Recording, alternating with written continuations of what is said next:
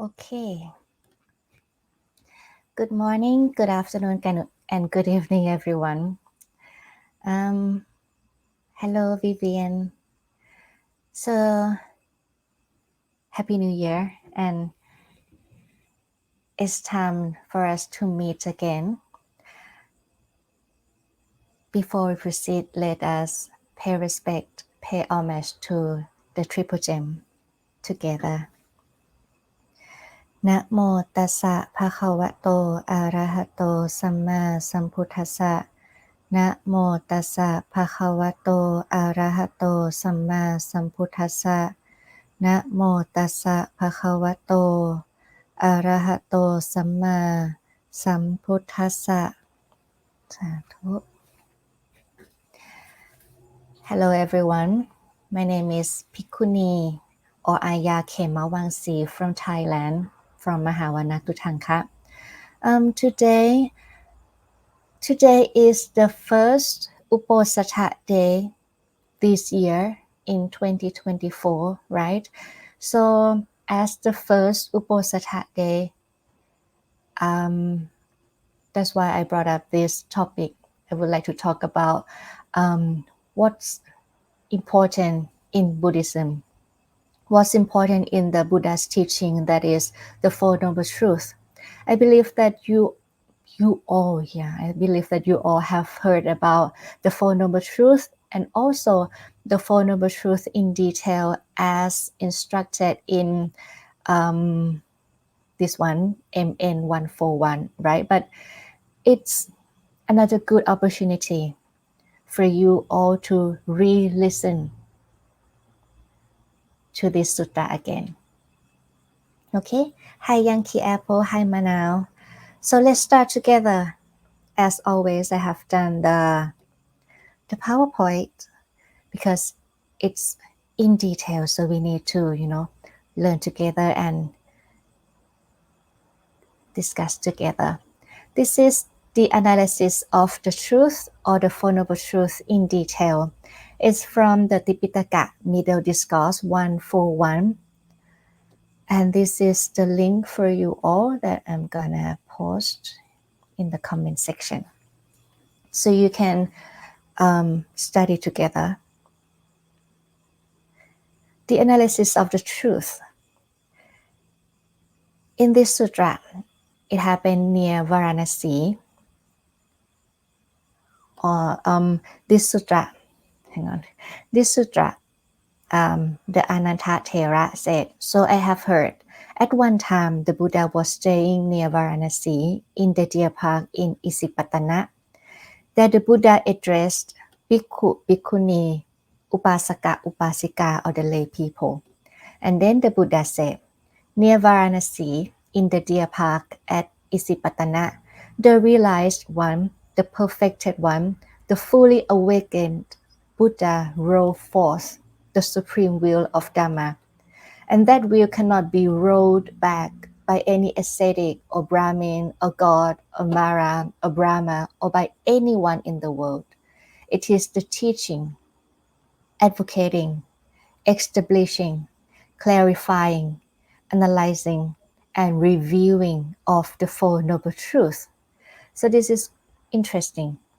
In this sutra, the first, we can see the word, the realized one. And then you will listen to it again in the end of this talk. Normally, when we address the Buddha, we say like the blessed one. Yes, the perfected one or the Arahant, right? But the perfected one is also the Buddha, the fully awakened, because the Buddha have awakened the truth, all the truth. And this word, the realized one. So the Dhamma, the teachings of Buddha, is not something that the Buddha have created by himself. The Buddha talk about this, that even though there is no Buddha, even though there is no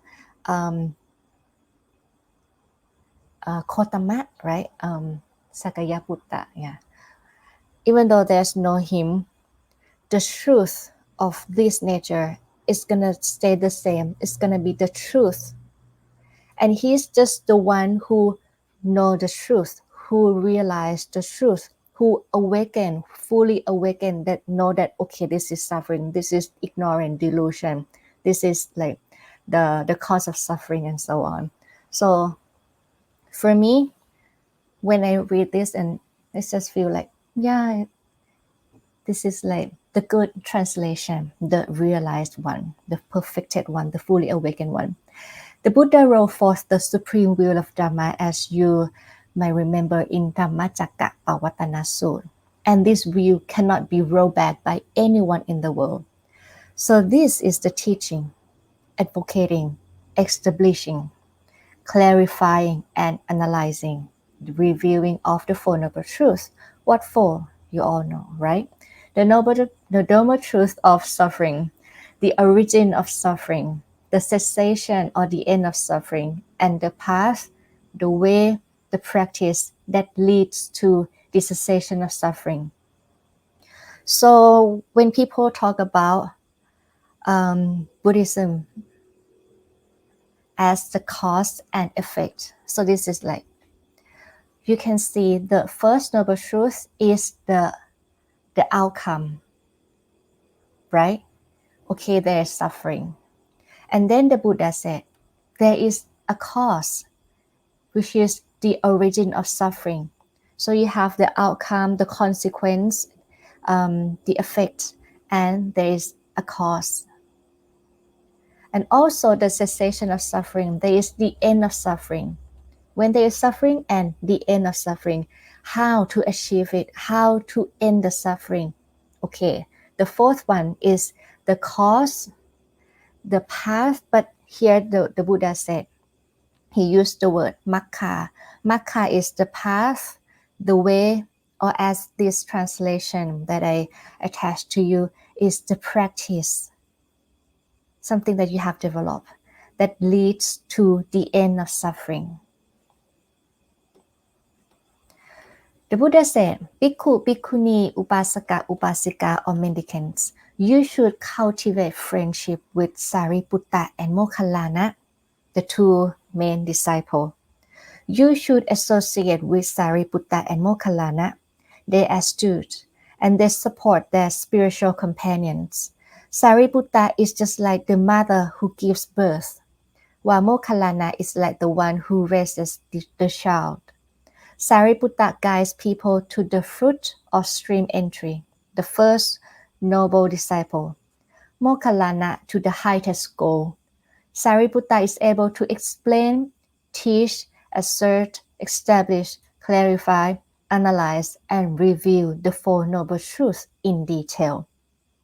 So from this forward, it's going to be the Sariputta Thera who explain in detail. I'm not sure that you have or you are familiar with this phrase or not, but in Thailand, many master, many teacher brought up this phrase, Sariputta is just like the mother who gives birth.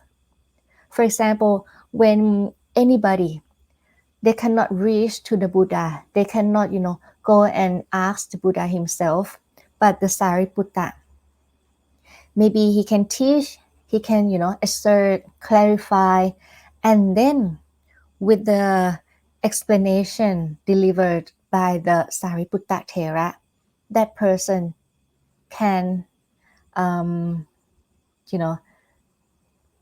reach or can, I don't know what to go, can be the first noble disciple because he know like, okay, this is the triple gem. The Buddha is real, the Dhamma is the answer, and the Sangha, the Sariputta can help me with this, as the Buddha said, the Sariputta and also the Mokkallana Thera support the spiritual companion. So it's just like the Sariputta give birth. Okay, come this way. I explained you and you get it, you get the idea, and now you become the disciple again. And after that, the Mokkallana Thera is like the one who raised the child to the highest goal. So that person can reach like Anakami or the Arahantship, like the perfected one, with the help of the Mokkhalana, with the like magical power, something like that. Not that the Mokkhalana like give blessing with his magical power. It's not like that. But maybe the Mokkhalana know how to teach, know the mind, so he can, help that person to achieve the highest goal that he can achieve. So this is what the Buddha said. And after that, this is what the Buddha said. Like, and when he had spoken, the Buddha got up from his seat and entered his dwelling. Then soon after the Buddha left, Venerable Sariputta said to all the people there, and then people there, okay, now the Sariputta gonna explain what is the Four Noble Truths. The Sariputta Thera, the Venerable Sariputta said, what is the noble truth of suffering? The first noble truth, what is it? Rebirth is suffering. Old age is suffering. Death, sorrow, lamentation, pain, sadness, and distress are suffering. Not getting what you wish for is suffering. In brief, the five grasping aggregates are suffering. Now, in detail, what is rebirth?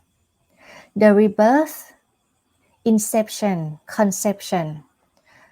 So conception usually refers to the moment becoming pregnant, right? But inception refers more to the beginning, like when the soul enter the womb, something like that, beginning to entering upon an undertaking, something like that. So the rebirth, inception, conception, reincarnation, manifestation of the aggregates, and acquisition of the sense fields. The sense fields like eye, ear, nose, tongue, body, and mind of various sentient beings in the various orders of sentient beings. This is called rebirth. So rebirth is suffering. Why? Because rebirth or birth brings old age, brings sickness, brings death again. So when people say like, I'm afraid of death, I don't want to die. And then some people say, if you don't want to die, why don't you think of how can I not, be rebirth again? I don't want to be reborn again. Then I don't have to die. So this is the rebirth. What is old age? The old age, decrepitude, broken teeth, gray hair, wrinkled skin, diminished vitality, and failing faculties of the various sentient beings in the various orders of sentient beings. This is called old age. So you might have like the broken teeth, gray hair, wrinkly, like the skin might not be the same like when you're 50 or when you're 40s. It might not be the same as when you're like 15 or 20. Diminished vitality. When you're a kid, you're a child, you can run, like all day long. But when you're in the 30, 40, 50, you get tired easily, right? And that is the sign of old age. But actually, people getting old all the time, right? The hair grow longer. So it's just like, and then fall out, something like that. So this is the old age. What is death? The passing away, perishing, disintegration, demise, mortality, death, disease, breaking up of the aggregates, laying to rest of the corpse, and cutting off of the life, faculty of the various sentient beings in the various orders of sentient beings. This is called death.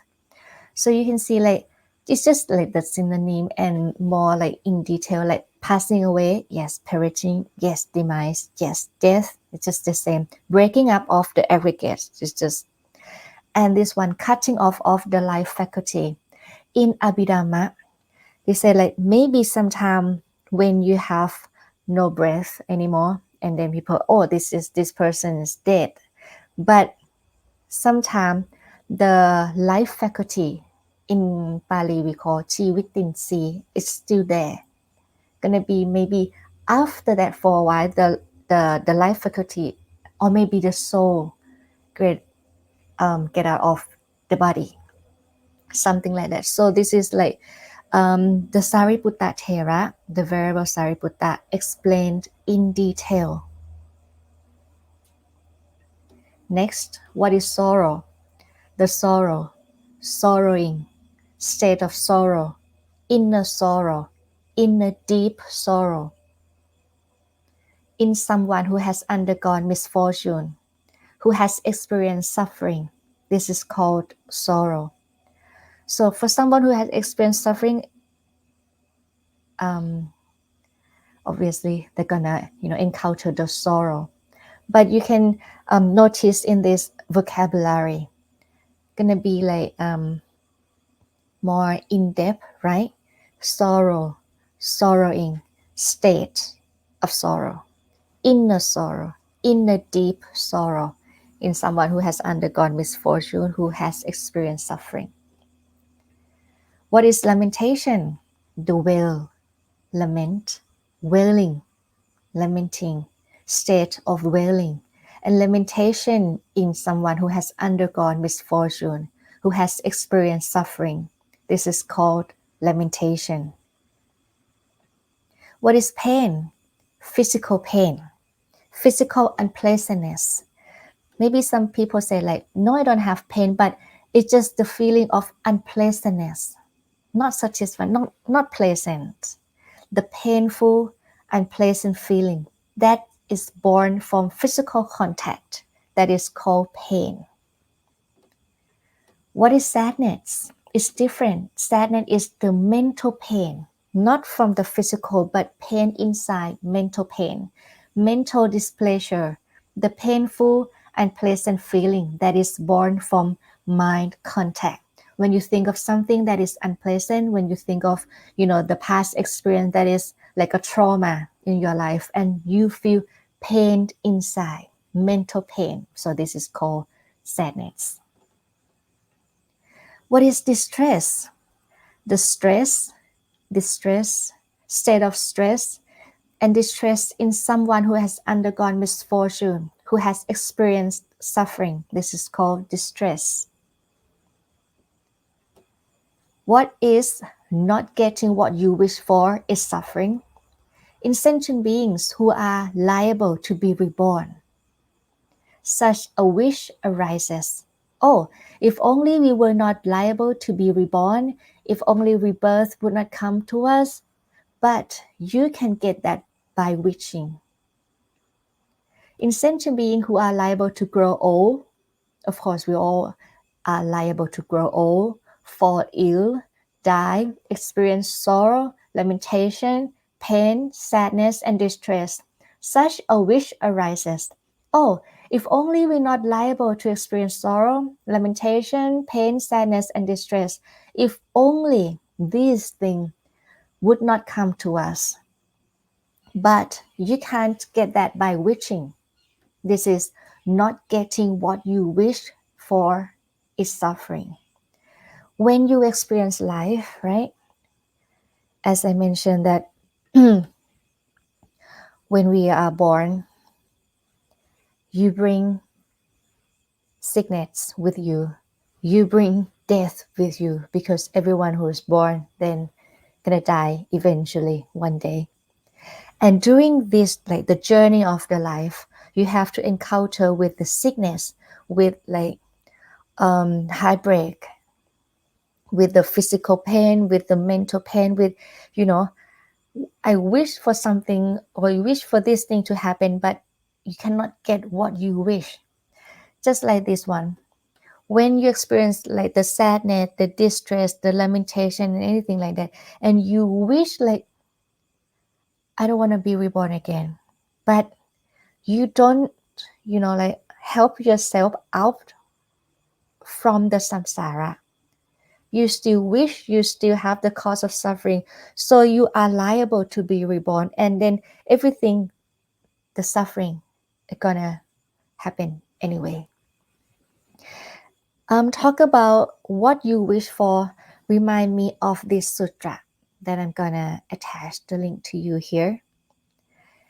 This sutra is from the Book of the Five, Anguttara Nikaya, Itta Sutta 5.43, wish for.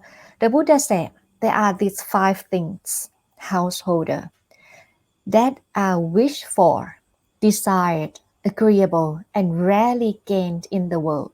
What are they? Beauty, happiness, fame, heaven.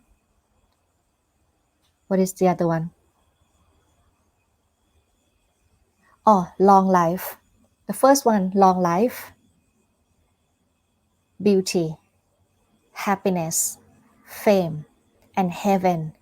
These 5 things that people wish for, desired, agreeable, but rarely gained in the world.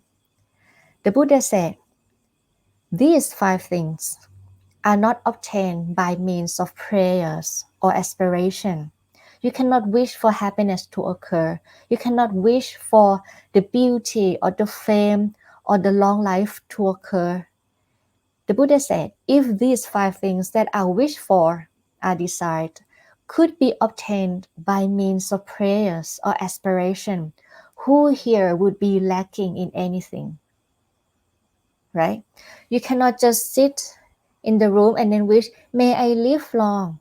No, there are many factors for to be healthy.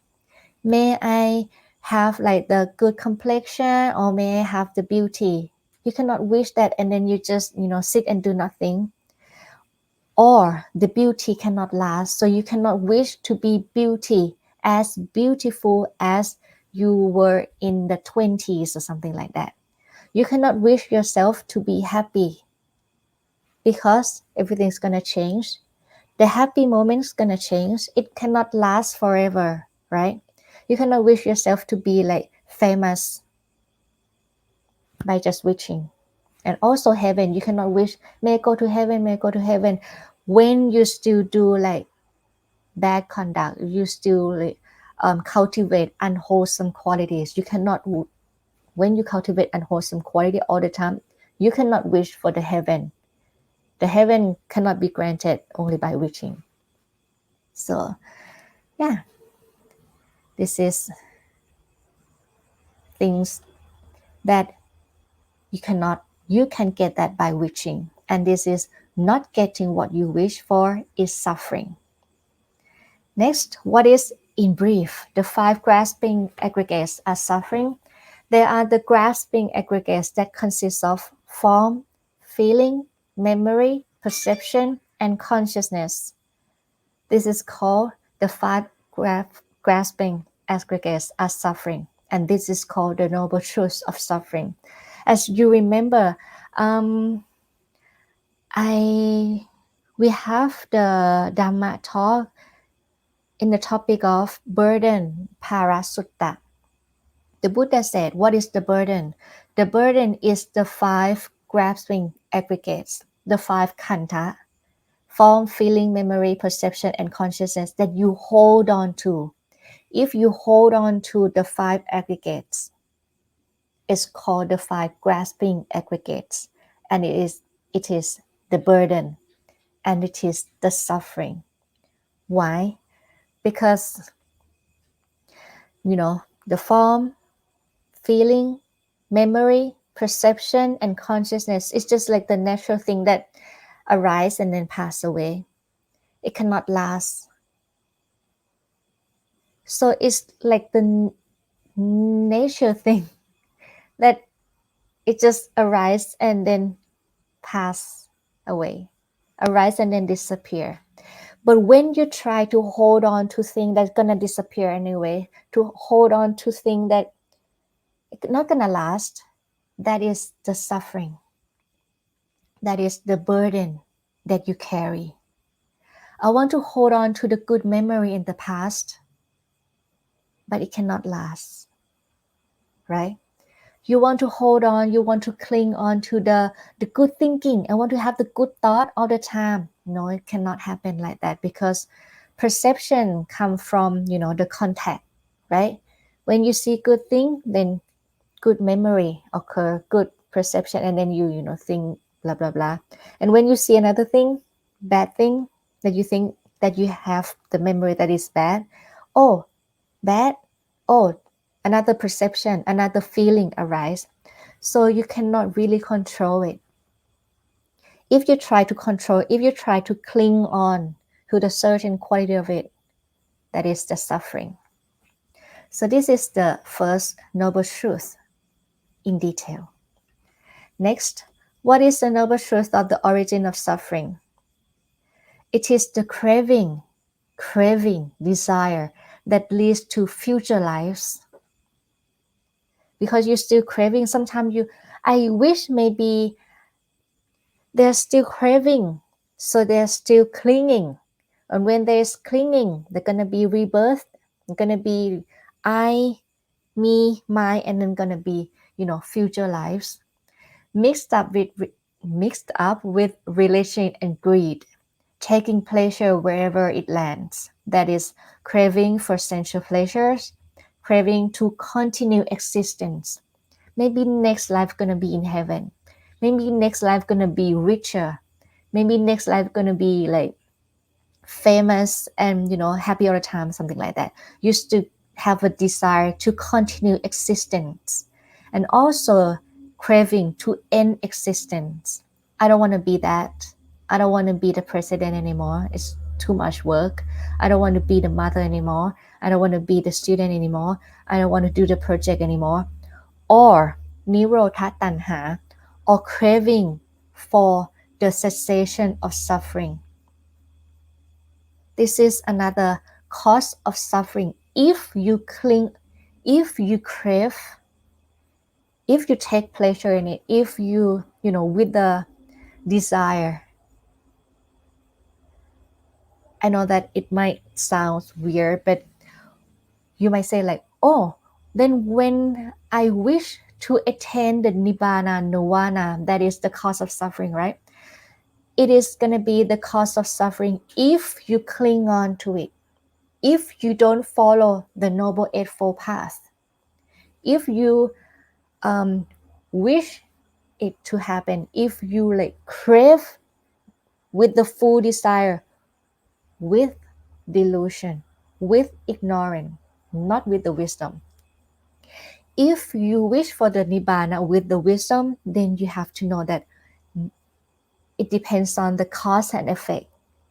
Now that follow the path of the Noble Eightfold Path, that is to cultivate the good factors for this being to reach the nibbana. Whenever, I don't care, but I know that I'm in the path. That's it. And this path gonna lead to nirvana. That's it. If you think like this is not gonna be your cause of suffering. But if you wish like, when I want to reach the nirvana this life as soon as possible, I need to go to the retreat. I need to sit for like 6 hours. 6 hours not enough, maybe 10 hours, 16 hours continuously, because I want to reach the nibbana right now. This is gonna be the origin of suffering. So you have to, distinguish. Okay? So this is called the double truth of the origin of suffering, the second one. The third one, what is the noble truth of the cessation of suffering or the end of suffering? It is the fading away and cessation of that very same craving with nothing left over, giving it away, letting it go, releasing it, and not clinging to it. This is called the noble truth of the end of suffering. So there are many words. Fading away, okay. Giving away, let go, release, not clinging.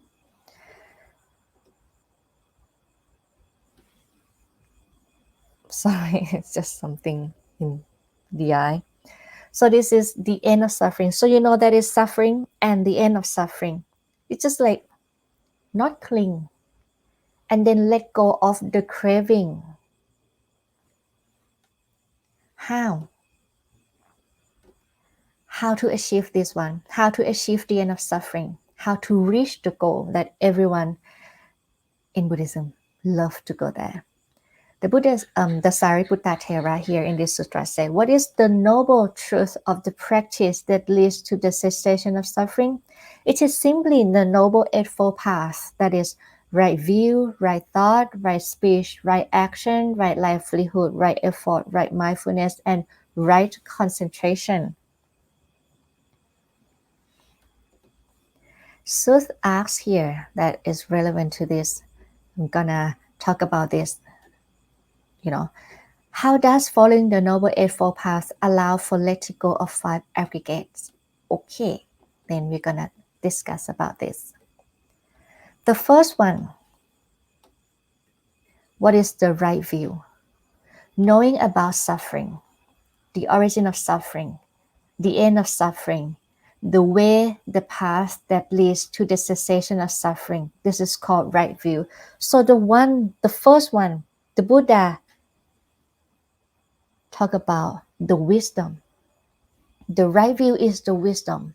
When people say the Noble Eightfold, the Noble Eightfold Path is about Sila, Samadhi, and Panya, or the code of conduct precepts about the Samadhi concentration and the Panya or the wisdom.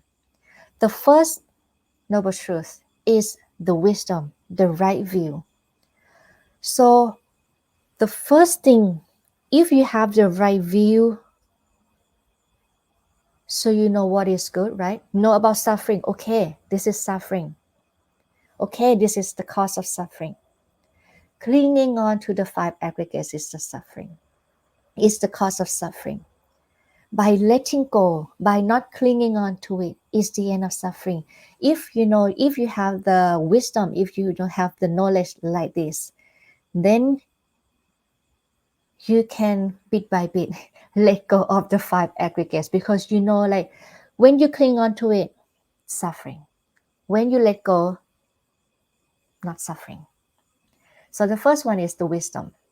Know the Four Noble Truths, which you might think like, okay, the first one you have to know the Four Noble Truths, but the last one, right? Is it the last one? But this one is in the path that leads to the cessation suffering. So like the first one, when you study the teachings of the Buddha, it's not just like for people in the past, maybe they can listen one time and then get enlightened. But for us in this period of time, maybe you have to listen again and again. So okay, this is the fourth noble truth, right? The way that leads to the end of suffering.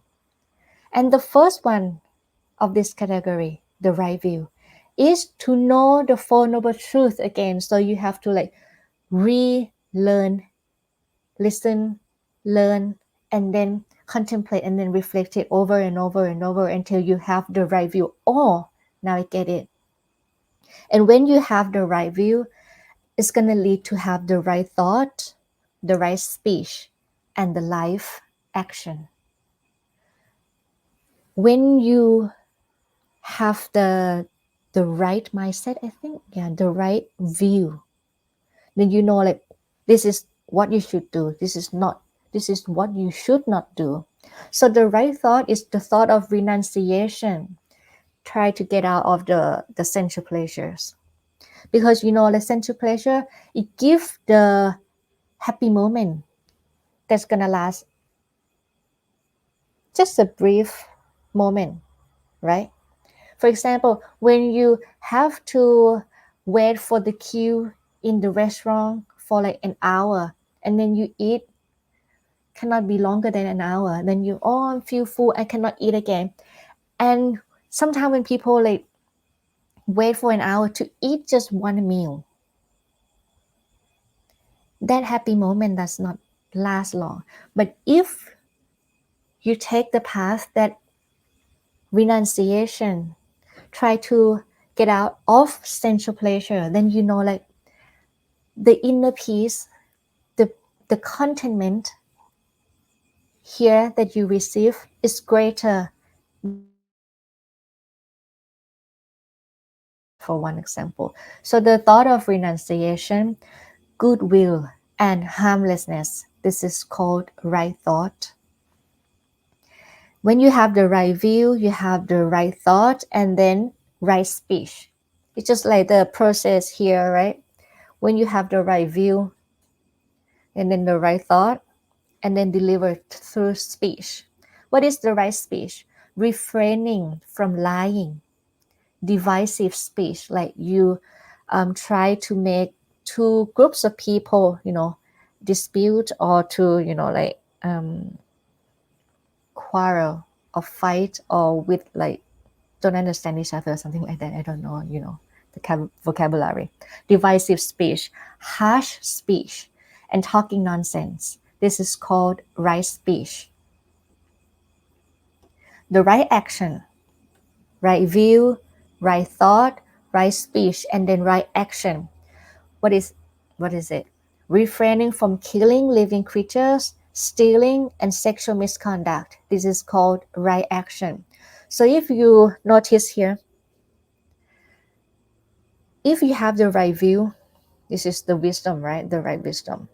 Then you are able to keep the conduct, to keep the five precepts. The five precepts, the first one, refrain from killing. The second one, refrain from stealing. The third one, refrain from sexual misconduct.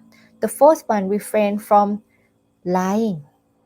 And then divisive speech, harsh speech, and talking nonsense is included in kusala, kusal kamabot, kusala kamapatha.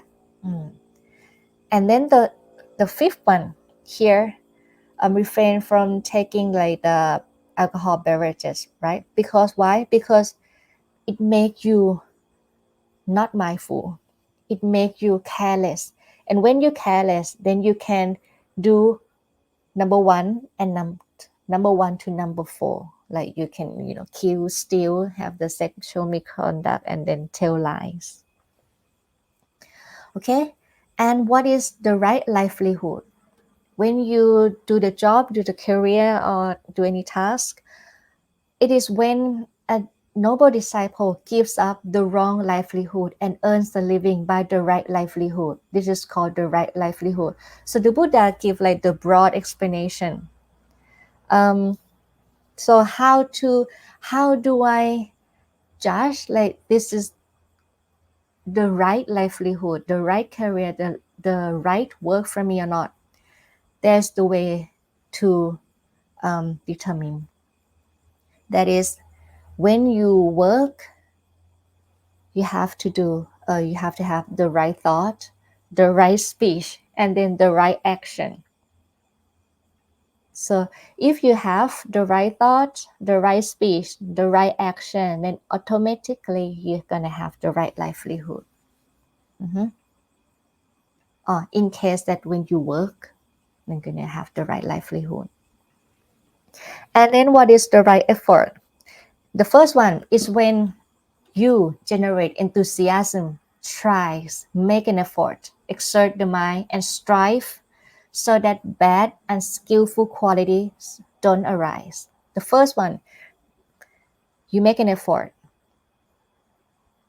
that so that the bad and skillful qualities don't arise. The second one, so the bad and skillful quality don't arise. So the second one, unskillful qualities that have arisen are given up, are abandoned. And then the third one, try to make the opposite, right? So make an effort so that the skillful qualities arise instead of the unskillful qualities. And the fourth one, You generate enthusiasm, try, make an effort, exert the mind, and strive so that skillful qualities that have arisen remain, remain, are not lost, moreover, increase, mature, and are completed by development. This is called right effort. Next, what is right mindfulness? It is when you meditate by observing an aspect of the body, feelings, mind, and principle of the Dhamma. This is in the Satipatthana 4, the foundations of mindfulness. So if you practice or if you follow the Satipatthana 4, and then you meditate by observing body, feeling, mind, or the Dhamma that arise, you are keen, aware, and are mindful. Get rid of the covetousness and displeasure for the world. This is called right mindfulness. And with all the one and the number 7, all this right view, right thought, right speech, right action, right livelihood, right effort, right mindfulness, eventually you're going to have the right concentration without forcing. You don't have to force for the right concentration. It is the outcome of number 1 through number 7. How? In short, is when you reach the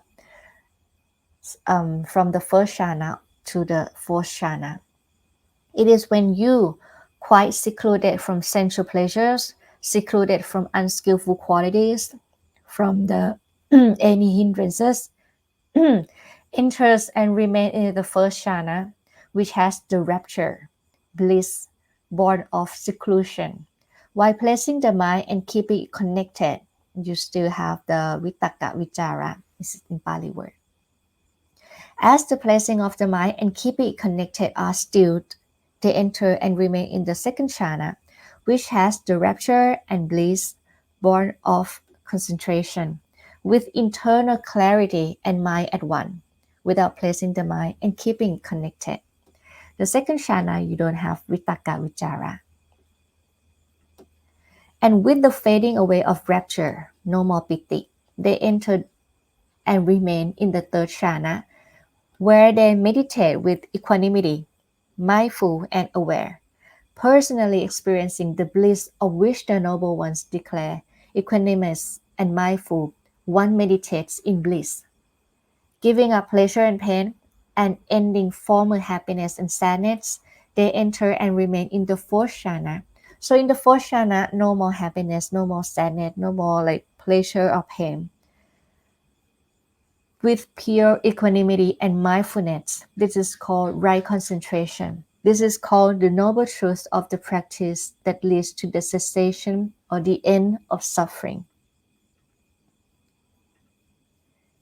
And then at the end of this sutra, the Venerable Sariputta said, near Varanasi, in the deer park at Isipatana, the realized one, the perfected one, the fully awakened Buddha rolled forth the supreme will of Dhamma, and that will cannot be rolled back by any ascetic or Brahmin or God or Mara or Brahma or by anyone in the world. It is the teaching, advocating, establishing, clarifying, analyzing, and revealing of the Four Noble Truths. And that's what Venerable Sariputta said. Satisfied, the bhikkhu, bhikkhuni, upasaka, upasika there approved what Sariputta said. This is from the Middle Discourse 141. Here you can learn the Four Noble Truths in detail, right? You know, so the Sariputta Thera, sorry, I don't know what's going on with the maybe allergic or something like that. You can learn in detail, okay, what is rebirth? Okay, what is death? In detail with different vocabulary that has the slight and like the deeper word used to like cover all okay, what is sorrow? What is sadness? What is limitation? What is the cause of suffering? What is the end? And what is, the path that leads to the cessation in detail. Yeah. So this is why I would like to talk about this topic as the first Uposatha day in this year, so you can re-listen to the Four Noble Truths again and then get deeper in detail. But even though even though we learn together in the Four Noble Truths, still we need to talk about this again. The duty. We don't just learn about the Four Noble Truths. Okay, this is suffering. This is the cause. This is the end. This is the way to the end of suffering. This is how we achieve the goal. But we have to know the duty as well. The duty the Buddha said in the Dhammacakkappavattana Sutra, SN 56.11. The suffering is to be fully understood. The suffering is, the Buddha doesn't say that suffering is for you to suffer more. You don't have to, learn about suffering and suffer more. That is not the Buddha teach, the Buddha taught. This is not what we as the Buddhists, oh, you are the Buddhist, then you suffer more because you study about the suffering. No, it's not like that. But the Buddha said, the suffering is to be fully understood. If you fully understood, then you know that why should I be reborn again? This is not what we should cling on to, you know what I mean? Okay, go to Japan again. Oh, may all the Japanese people, or may everyone in Japan be safe. I just heard about the news. And if you fully understood about all the suffering, then it's easier for you to get detached from it. Then you don't want to be reborn again. Then you know how to, and then it's easier for you to practice in the fourth noble truth. And the origin of suffering is to be abandoned. That the desire, the craving, the three types of craving is to be abandoned, are to be abandoned. Not cultivate more, not accumulate it. Like, I want this and I want that and I want this, and then I don't want to become like this. I want to blah blah blah. You have to know that the cause of suffering is the desire, is the clinging on to it, and then it should be abandoned. And then you have to know that the end of suffering is to be realized. This is why the Buddha is called the realized one. It's not just make up in your mind like, okay, this is the end of suffering. Now I let go of everything. If you still have the I am the one to let go of things, maybe it's not fully realized. But the cessation suffering is there. The nirvana is there. No more greed, no more desire, no more anger, no more hatred, no more delusion, no more ignorance. It has to be realized oh, okay, this is it. This is the state of no more kilesa. And the way leading to end of suffering is to be developed. You cannot wish for the nirvana only. When we say Nibbana Paccaya Hotu, are you familiar with this phrase? Nibbana Paccaya Hotu. It is not like, okay, when the monk say Nibbana Paccaya Hotu, may you reach the nirvana. Who am I to grant the wish for you to reach Nibbana when I'm still the one who try to follow, to try to practice in the way leading to the end of suffering. So it's not for someone to grant your wish like, okay, may you reach Nibbana. It's just like, think of it as the way that we share each other. We share up each other. Like, okay, this is the good deeds. This is good action. May you reach the Nibbana. But who? You have to do it on your own. You have to develop the good qualities. You have to accumulate, to cultivate the wholesome qualities.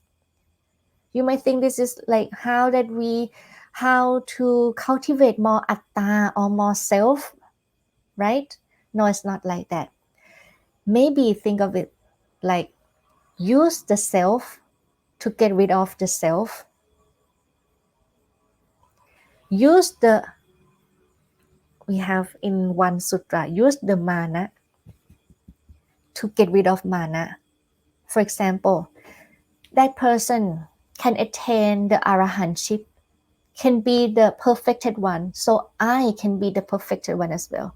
If I follow the path instructed by the Buddha, I can achieve that goal too. Me too. So you use the mana to get rid of the mana. So you use the self to get rid of the self. But when you use the self, you use with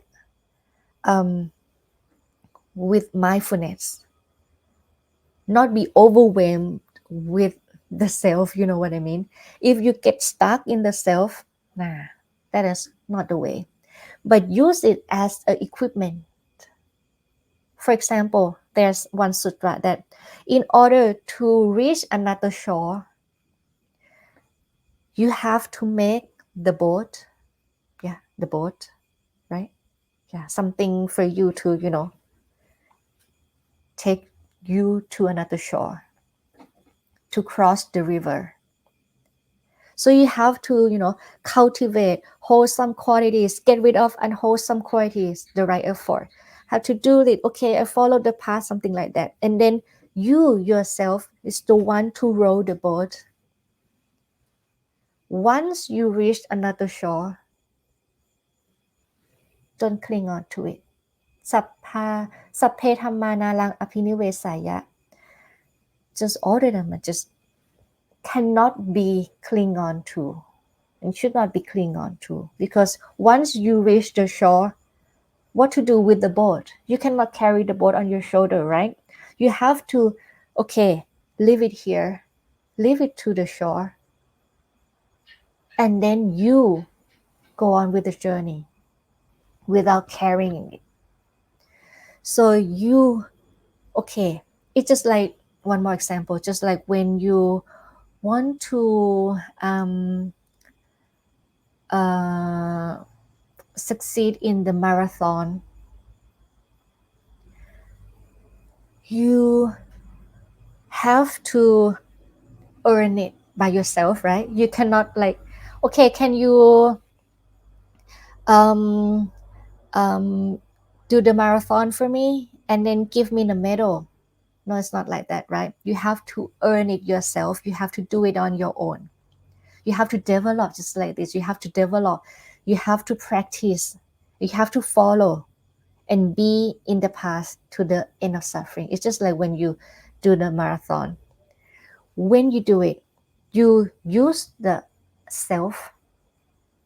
For example, okay, I need to get up early. Okay, I have to train hard. Okay, I have to eat like this and not eat that. I have to, stay and stick to the pattern of the training. I wish to train. This is my what I choose to do. I choose to live in this path to do the training. So sensual pleasure, okay, maybe next, no, it's gonna obstruct the path. It's gonna, make you sway from the path. So you have to use the self to train. And while you train, the atta or the self. You have to know like this is just the material, this is just the equipment for me to reach to another shore. So use it with mindfulness. And once you reach to the destination, to the goal, to the line, when you reach it, everything is just like you don't have to carry on working or training or do like that. It just finished. It's just like when the arahantship or the perfected one declare that the knowledge and unshakable is the liberation of the mind. This is the last birth. Now there is no more renewed existence. As in the Dhammacakkappavattana Sutta, when the Buddha discussed or taught about the Four Noble Truths, the Buddha said, when my knowledge and vision of the Four Noble Truths as they really are in their three phases and 12 aspects. What are the 12 aspects? The Buddha talked about the Four Noble Truths, right? And then the first one, okay, what is suffering? Second one is the duty. For example, the suffering is to be fully understood.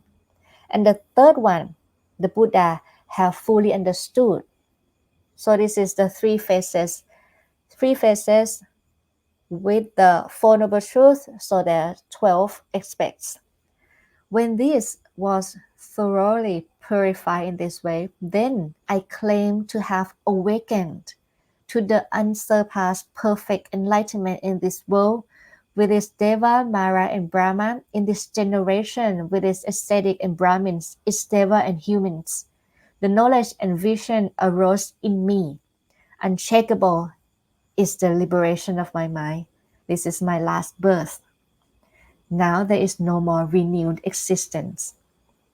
And this is what the Buddha said in the Dhammacakkappavattana Sutta. So yeah, this is about the Four Noble Truths in detail and the duty that we need to relearn again to be able to, stay true to the path by not, like swaying or get any distraction. Stay true to the path to the end of suffering, nirvana. Well, this is like quite the long Dhamma talk. So 2 more minutes. I'm gonna take this time to read the comment and maybe question and answer. Dhamma learner, I read your email, but I haven't answered yet. Good morning, Aya, and to everyone joining today. Also, Happy New Year to everyone who celebrates. May the New Year bring us all deeper understanding of the Dhamma. Thank you, Aya, for today's talk. Yes, may this year bring you all the deeper understanding of the Dhamma, and you, the one who, study the Dhamma and, study more and more, and then you get a deeper and deeper and clearer understanding of the Dhamma. Hi, Min.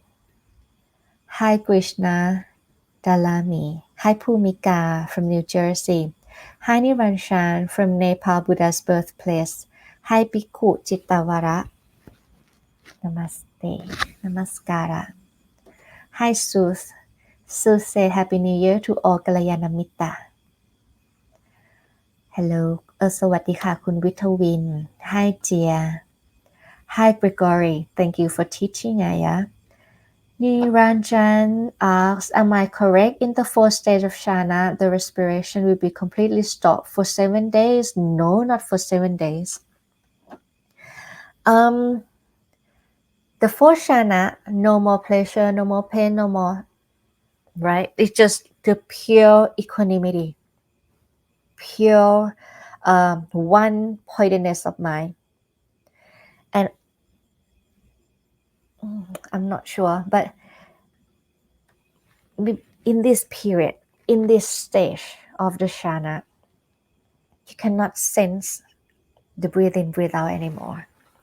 And from the fourth Shana, going to be the fifth Shana, right?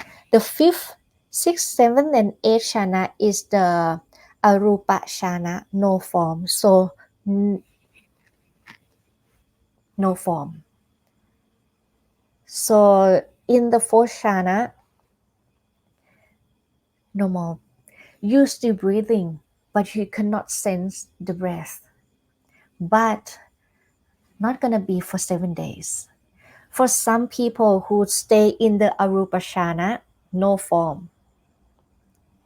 For any days is up to them.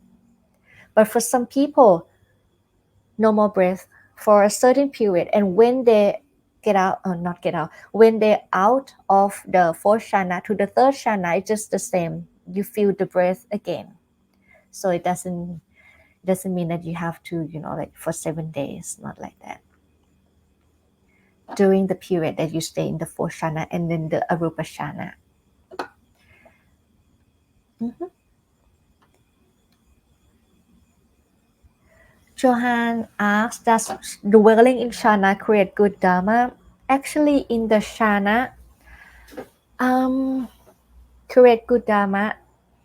Yes, some part is true, but I believe I'm not sure. I have to ask someone who like expert in Abhidhamma. When you stay in equanimity, it's just like when there's atukkhama sukha vedana, right? It's just like not pleasure, not unpleasant equanimity, right? When you stay in that state of equanimity, it's just like when you rent a place in the Brahma realm. Do you know what I mean? If you think of, be reborn in the Brahma realm, prom, if you think of it as a good karma, yes, it's good karma. Yes. But for someone who doesn't want to be reborn again, stay in the state of jhana is just to accumulate the power, make the mind more powerful, make the mind, because some concentration is just to have one pointedness of mind, right? So when people think of it as, concentration is the, I don't know what to call it, not equipment, but is another factor for you to have the right wisdom. Sila, Samadhi, Panya, precepts, good conduct, gonna lead you to the right concentration. And from the right concentration in the state of jhana, and then you will see things as they really are. When the mind is powerful, when the mind is stable, focused, concentrated, it's just like when you, like this, things that arise and pass away, arise and pass away, you can see clearly. You can see like, oh, this is the, I see, not I see, the feeling arise, the feeling fade away, the feelings arise, the feeling cease, something like that. So the right concentration is the factor that leads you to the right wisdom or the right insight.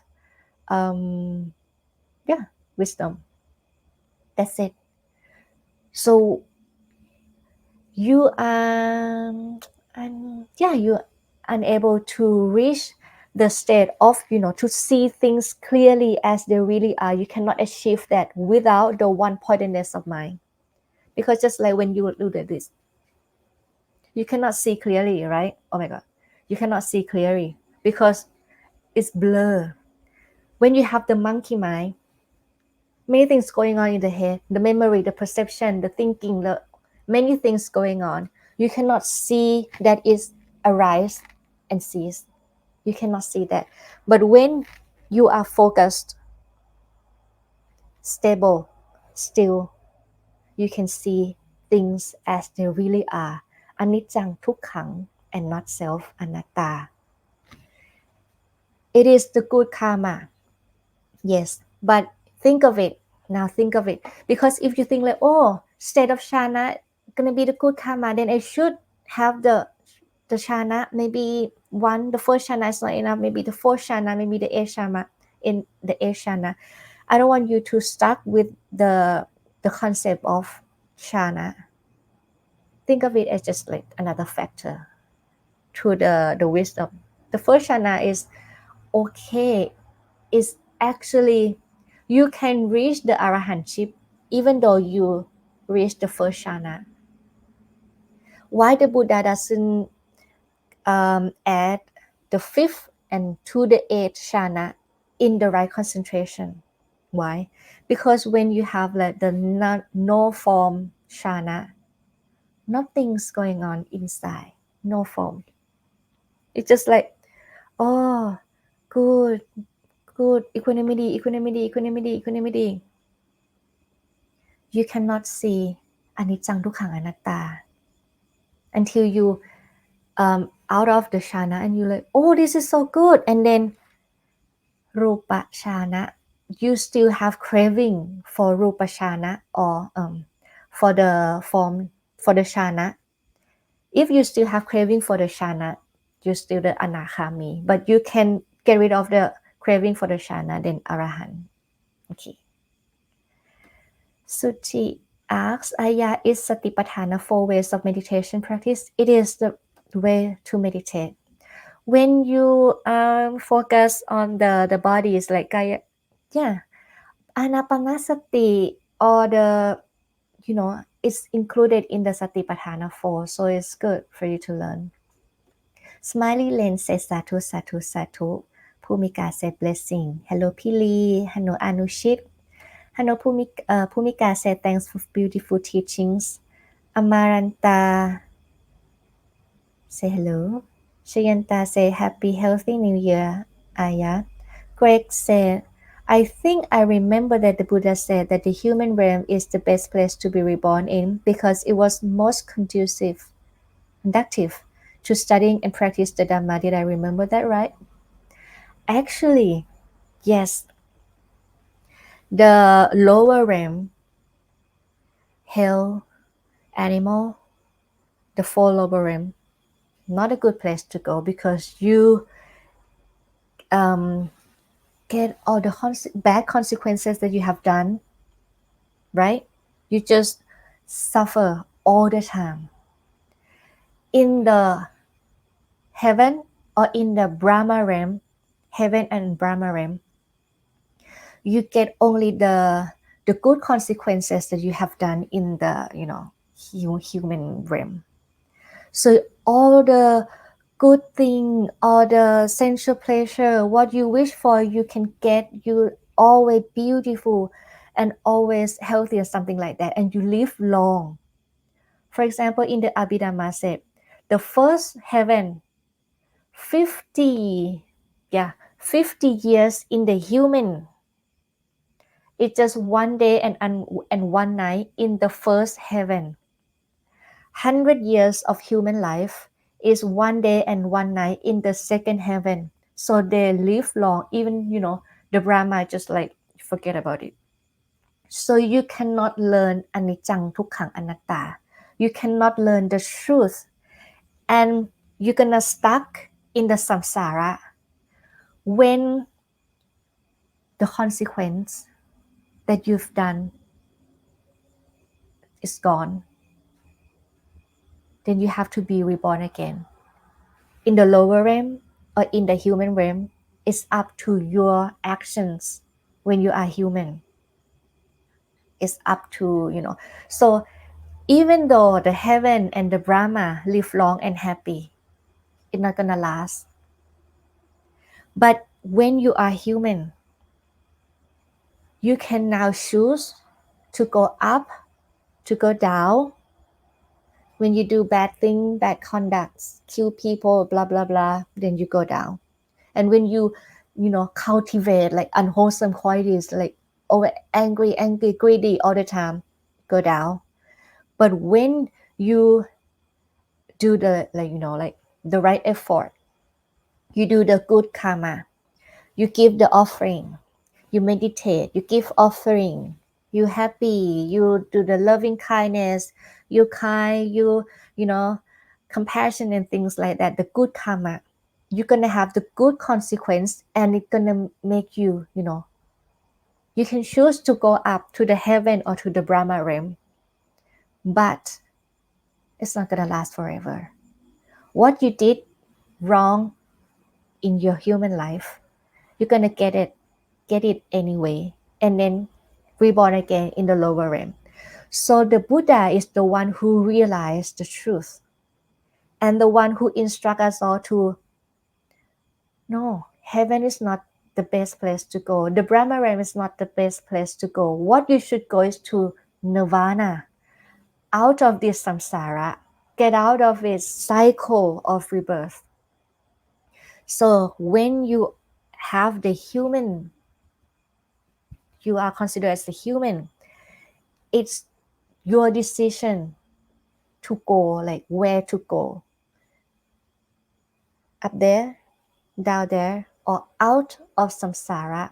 How to go out of samsara? Follow the path that lead to nirvana.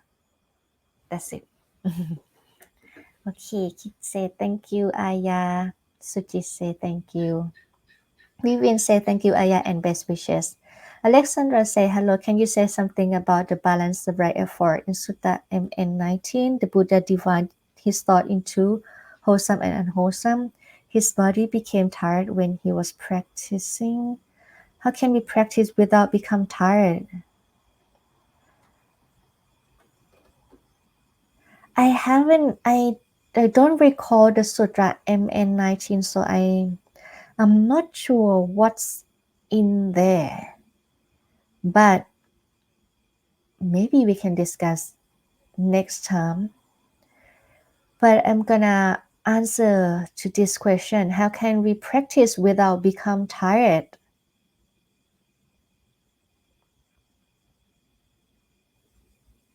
How to practice without become tired? Then you can rest. Practice. I have to say that I don't recall the Sutra MN19.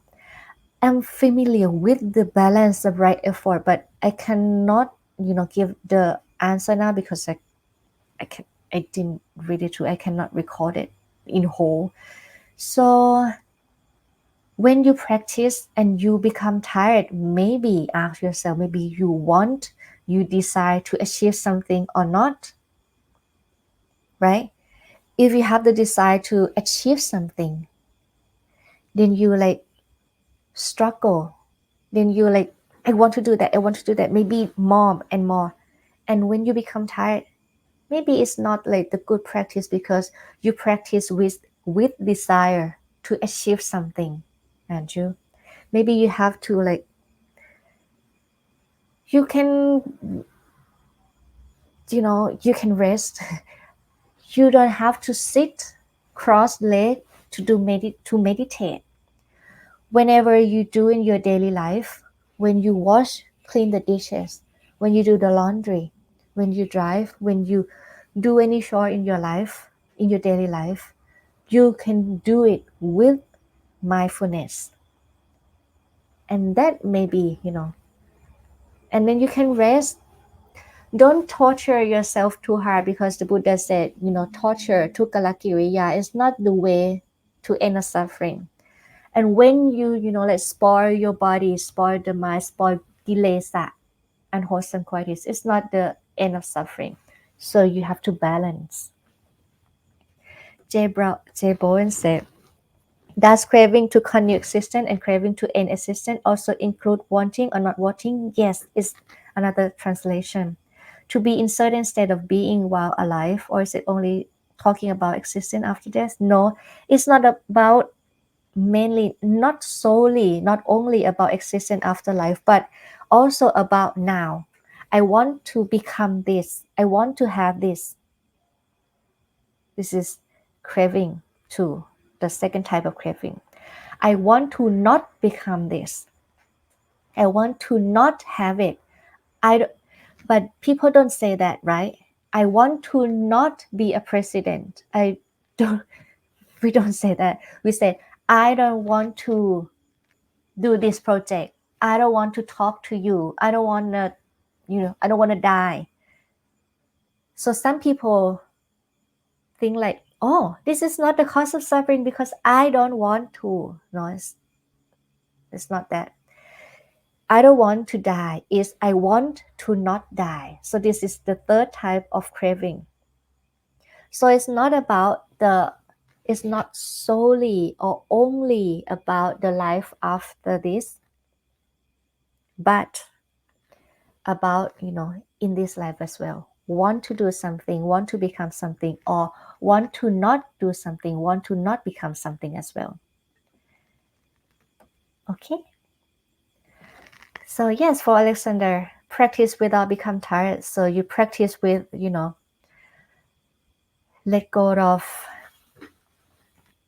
When people practice, I'm sorry if like this is 1 hour and maybe 16 minutes already, but I want to talk more about this one. When people practice, we all, even I have, I've heard that that person can have like the chana. I want to have that one too. Okay, now, how? Maybe you're gonna do this, and then I practice. This time I don't have it. Maybe more. I should sit more. And then I get tired because I want to have something. I want to achieve something. I compare to another person. I compare myself to another person. Or some bhikkhuni, I don't mention the name. Some bhikkhuni said she used to, struggle so hard in practicing, in meditation. Why? Because everything is in rush. I have to, eat fast. I have you wash clothes fast. I have to do everything fast in order to meditate. And just like, I want to reach nirvana. I want to reach nirvana. No, it's not the way. That's maybe tukalakiriya. You can live your life with practicing, with mindfulness. That is, so it's good to do the retreat. It's good for you to sit like half an hour or 15 minutes, just like to detox yourself, to to to tame the mind. The monkey minds always go around, right? Think this, remember that, blah blah blah. You just take some time to sit cross-legged alone, to tame the mind, to focus, to familiar with this state of being stable, being still, and have the power. So you just like can drag the mind back. Oh, think about this. No, come here to the breathing, something like that.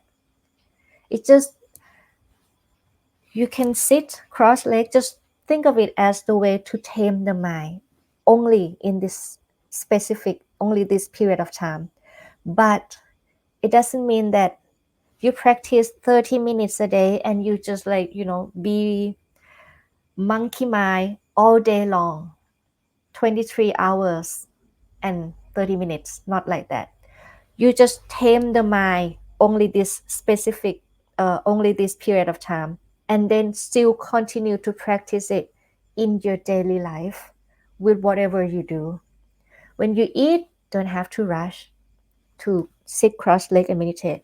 You can have the mindful eating. When you wash your clothes, be mindful. Oh, this is not me. This is just like the action, right? And I should do this. I should do that. Something like that. Like not for, or don't use like the wrong ingredient or something like that. You be mindful in whatever you do, and that is the way to practice. Use the teachings of the Buddha into your daily life. Okay, I hope that answered the question. Jay Brown said, thank you very much, Aya, and I hope everyone is doing well. Dharma learner said, your enthusiasm is always appreciated. Thank you for the extra time. Thank you very much. And I'm sorry for taking the extra time, but it's quite a long sutra, and I believe you all have the good session today. Me, myself, have learned a lot too, so I hope you all have learned a lot. Thank you very much. Thank you, everyone. Thank you, Vivian. And may we part, let us say Sadhu 3 times. Sadhu, Sadhu, Sadhu, Anumodhami. May you all be protected by the triple gem. May you all be happy in learning and, be in the path that leads to the end of suffering. May you all be healthy and use this life as useful as you can, because with this human life, you can choose to go up, to go down, or to get out of the samsara. No more rebirth. And may people around the world be safe. And, in Japan as well. May all of you be safe and happy and practice and then reach the nirvana soon. Thank you very much. Thank you, Johan. Thank you, Pili and Pipik. And thank you, Greg. Have a good day today and see you again next week. Goodbye.